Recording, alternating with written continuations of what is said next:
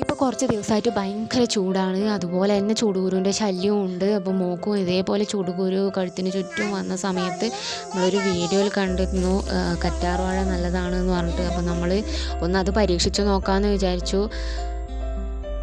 കുറച്ചെങ്കിലും ആശ്വാസം നമുക്ക് കിട്ടിയാലോ എന്ന് വിചാരിച്ചിട്ടാണ്. അപ്പോൾ കറ്റാർവാഴേൻ്റെ ഉള്ളിലുള്ള ജെല്ലാണ് അതിനാവശ്യം.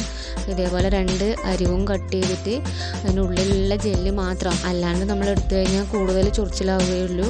അപ്പോൾ ജെല്ല് മാത്രമേ നമ്മൾ ഉപയോഗിക്കാൻ പാടുള്ളൂ.